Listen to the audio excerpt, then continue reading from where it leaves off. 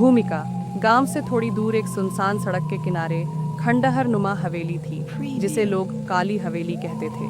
कहते हैं वहां जो भी गया वो कभी लौट कर नहीं आया। लेकिन 4 दोस्तों राहुल, सिम्मी, विशाल और अनुज ने इस कहानी को अफवाह समझकर एक रात वहां जाने की ठानी। रात का सफर। आधी रात के करीब चारों दोस्त अपनी बाइक से उस हवेली की ओर बढ़े। ठंडी हवा के झोंकों से पेड़ सरसराने लगे। जैसे ही वे हवेली के करीब पहुंचे, उनके मोबाइल नेटवर्क गायब हो गए। विशाल हंसते हुए बोला, यार ये सब तो फिल्मों में होता है। लेकिन जैसे ही उन्होंने हवेली का दरवाज़ा खोला, अंदर की अंधकारमय गलियों से एक सर्द हवा का झोंका आया, जिसमें किसी के फुसफुसाने की आवाज़ थी। भूतिया परछाइयाँ। जैसे ही वे अंदर गए, हवेली का दरवाज़ा अपने आप बंद हो गया। अचानक सीढ़ियों से किसी के भागने की आवाज़ आई। अनुज ने टॉर्च जलाकर देखा तो सामने सफ़ेद कपड़ों में एक धुंधली परछाई खड़ी थी। कौन हो तुम? सिम्मी ने कांपती आवाज़ में पूछा। वो परछाई कुछ नहीं बोली, लेकिन धीरे धीरे आगे बढ़ने लगी। तभी एक झटके में हवा में गायब हो गई। विशाल ने दरवाज़ा खोलने की कोशिश की, मगर वो टस से मस नहीं हुआ। डर का खेल शुरू। अचानक हवेली की दीवारों पर खून से लिखे कुछ शब्द उभर आए। तुम्हें यहाँ नहीं आना चाहिए था। चारों दोस्त अब घबराने लगे।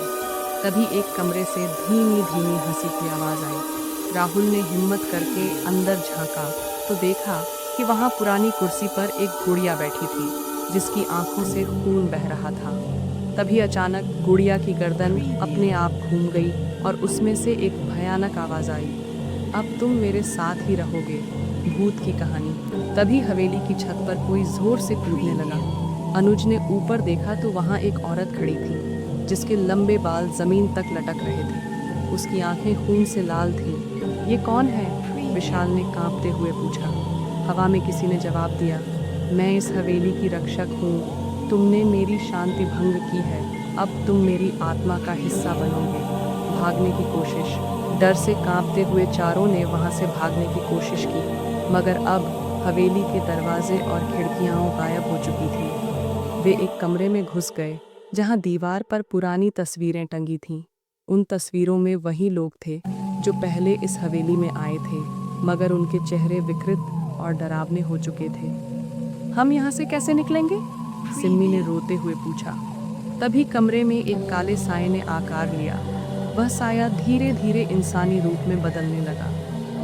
तुम लोग भी मेरी तरह बन जाओगे, उसने डरावनी आवाज़ में कहा। अंतिम संघर्ष। राहुल को अचानक याद आया कि उसने सुना था, अगर किसी आत्मा का सच उजागर कर दिया जाए तो वो मुक्त हो सकती है। वो चिल्लाया, तुम कौन हो और यहाँ क्यों हो? आत्मा जोर जोर से चीखने लगी। हवेली की दीवारें हिलने लगीं। तब उसने बताया कि 100 साल पहले उसे इस हवेली में जिंदा जला दिया गया था, और अब वो किसी को भी यहाँ से बाहर नहीं जाने देती। रहस्य का खुलासा और बचाव। राहुल ने हिम्मत जुटाकर आत्मा से कहा, हम तुम्हारी मदद करना चाहते हैं। हम तुम्हारी कहानी दुनिया को बताएंगे, जिससे तुम्हारी आत्मा को शांति मिले। आत्मा थोड़ी देर चुप रही, फिर रोने लगी। अचानक हवेली का दरवाज़ा खुल गया। चारों दोस्तों ने बिना वक्त गंवाए बाहर की ओर दौड़ लगा दी। जैसे ही वे बाहर निकले, हवेली जोरदार धमाके के साथ जलने लगी और कुछ ही मिनटों में राख में तब्दील हो गई। अब वहाँ सिर्फ एक पत्थर बचा था, जिस पर लिखा था, आखिरकार मुझे मुक्ति मिल गई। अंतिम झटका। राहुल, सिम्मी, विशाल और अनुज ने राहत की सांस ली और गांव की ओर बढ़े।